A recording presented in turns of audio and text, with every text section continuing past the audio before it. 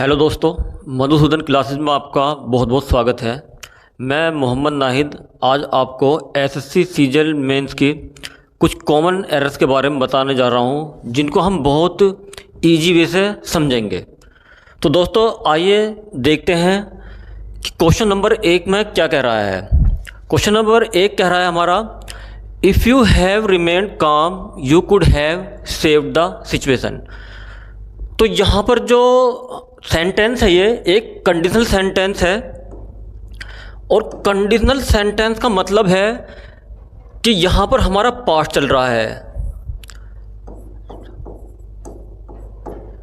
और हैव यहाँ पर हमारा प्रेजेंट है। तो दैट मीन्स जब यहाँ पर पास्ट है तो हमें हैव को भी पास्ट बनाना पड़ेगा।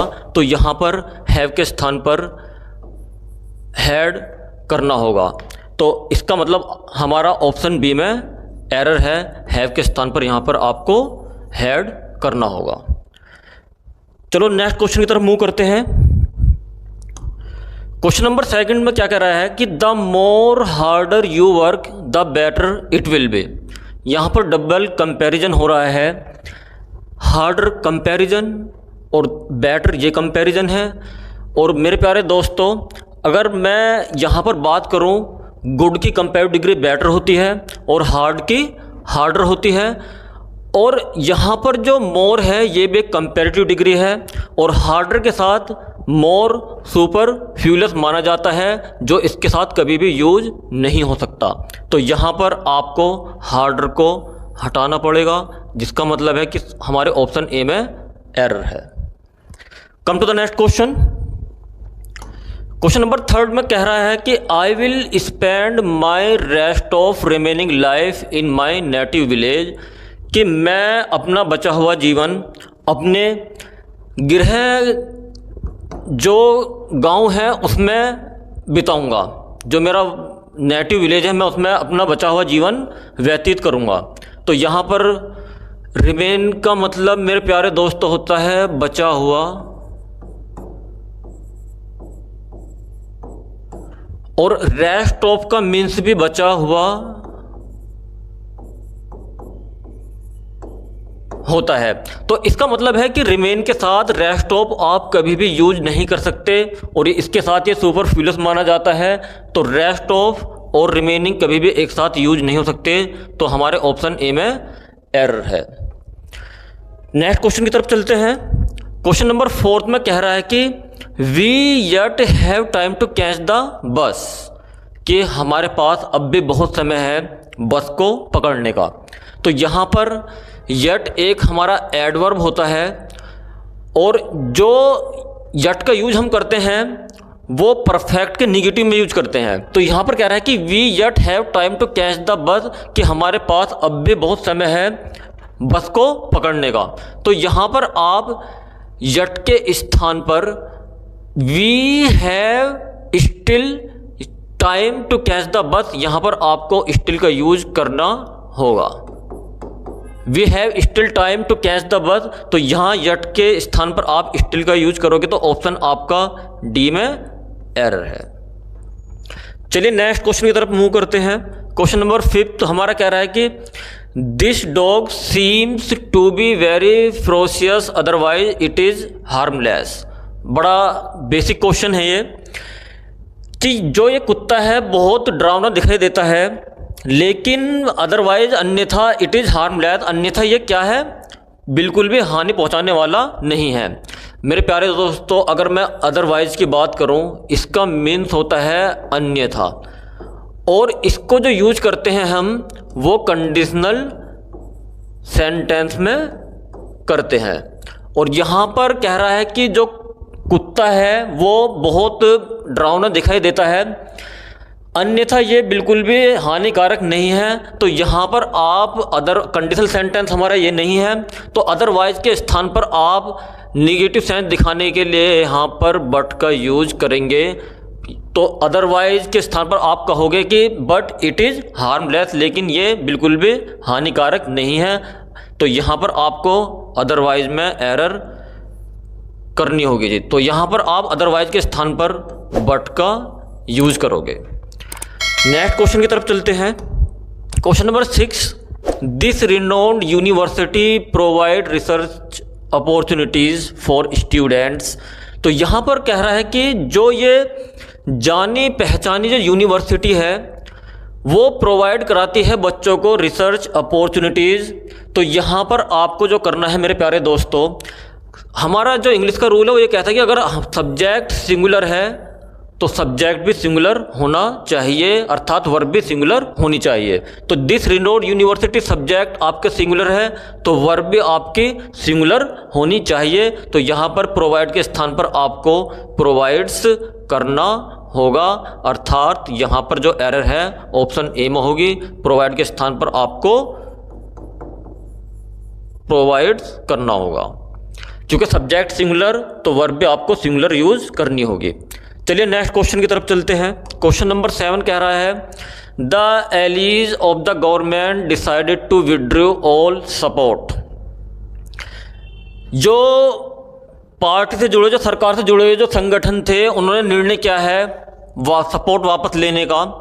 तो यहाँ पर डिसाइडेड टू और टू के बाद मेरे प्यारे दोस्तों वर्ब की सेकंड फॉर्म कभी भी इंग्लिश में पॉसिबल नहीं है। तो यहाँ पर टू एक इन्फिनिटिव वर्ब होती है जो अपने साथ हमेशा फर्स्ट फॉर्म लेती है, ना कि टू सेकंड फॉर्म। तो यहाँ पर आपको विड्रॉ के स्थान पर फर्स्ट फॉर्म करना होगा, जिसका अर्थ है यहाँ पर विड्रॉ आपको लिखना होगा। तो मेरे प्यारे दोस्तों ऑप्शन आपके बी में एरर होगी। चलिए क्वेश्चन नंबर 8 की तरफ मूव करते हैं। और क्वेश्चन नंबर 8 में कह रहा है कि mister Das my friend and principle of this college have retired. Mister Das my friend, ये कोई व्यक्ति है जो मेरा दोस्त है और वो कॉलेज का प्रिंसिपल है, यानी कि मिस्टर दास ही मेरा दोस्त है और वही स्कूल की प्रिंसिपल है। दैट मीन्स सब्जेक्ट यहाँ पर सिंगुलर है और सब्जेक्ट सिंगुलर होने पर आपको वर्ब भी सिंगुलर ही रखनी होती है।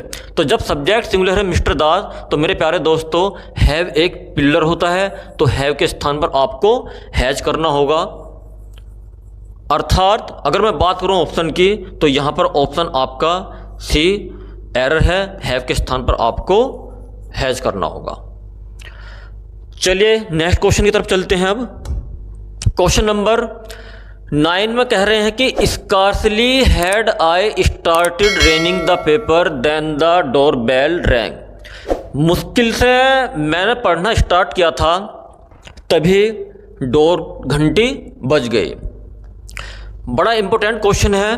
तो स्कार्सली, हार्डली अगर चल रहे हैं ये एडवर्ब कहलाते हैं। इन्वर्जन करने के लिए स्कार्सली के साथ हैड का यूज करते हैं और हैड के साथ थर्ड फॉर्म यूज होती है। और मेरे प्यारे दोस्तों स्कार्सली और हार्डली के साथ हैड प्लस थर्ड फॉर्म, लेकिन यहाँ पर आप यूज करते हो वैन का।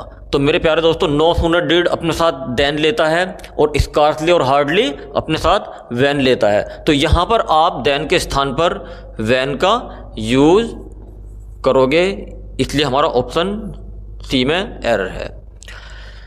नेक्स्ट क्वेश्चन की तरफ चलते हैं। क्वेश्चन नंबर 10 में कह रहा है कि the girl lay down on the bed besides her mother and went to sleep.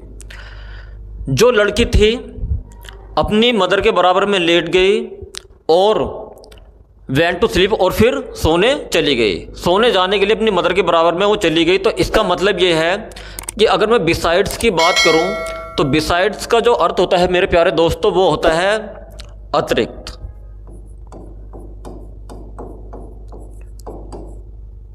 और एक वर्ड होता है बिसाइड जिसका अर्थ होता है बराबर में।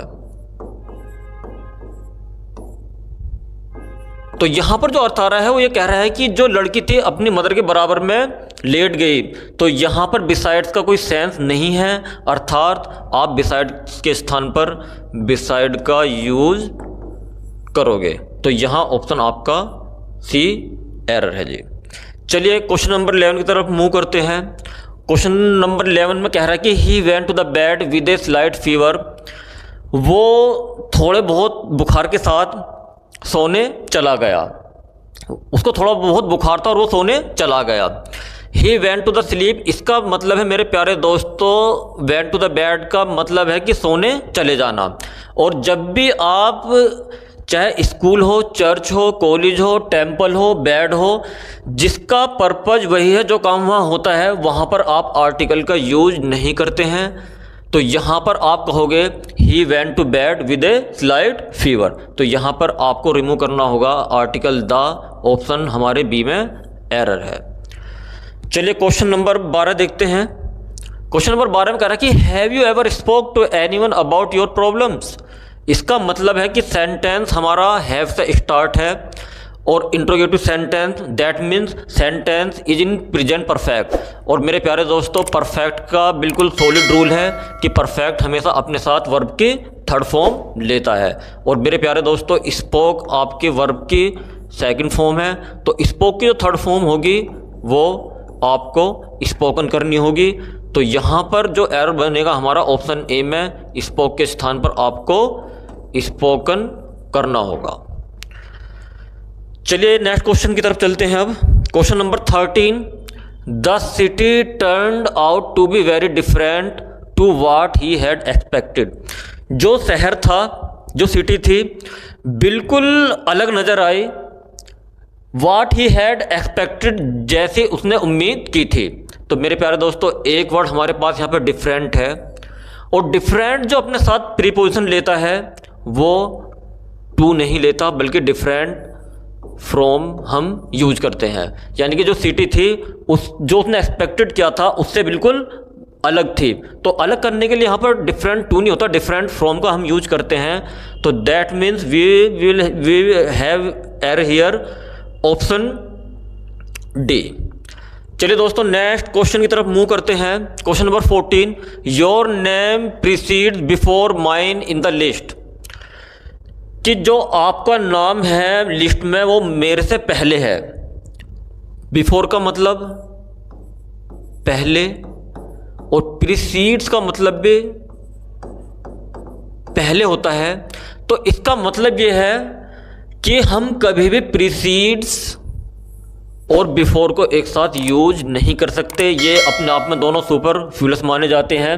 तो यहाँ पर बिफोर को आपको रिमूव करना होगा, इस वजह से ऑप्शन आपका होगा सी में एरर होगा, आपको ये रिमूव करना होगा।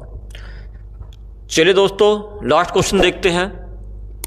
You should avail this opportunity to demonstrate your skills. आपको इस मौके का लाभ उठाने के लिए टू डिमोन्स्ट्रेट योर स्किल्स, अपनी स्किल्स का पूरा यूज करना चाहिए। तो यहाँ पर आप, अगर मैं अवेल की बात करूँ तो मेरे प्यारे दोस्तों, बड़ा सिंपल सा रूल है इसका कि अवेल अपने साथ रिफ्लेक्सिव प्रोनाउन लेता है, और यहाँ पर रिफ्लेक्सिव प्रोनाउन यू का होना चाहिए, और यू का जो रिफ्लेक्सिव प्रोनाउन होता है वो योर सेल्फ होता है। तो यहाँ पर हमारी जो एरर बनेगी your self, you should avail your self of this opportunity होगा। तो यहाँ पर ऑप्शन आपके सी में एरर है, और जो एरर बनेगी avail your self of this opportunity होगा। तो दोस्तों क्लास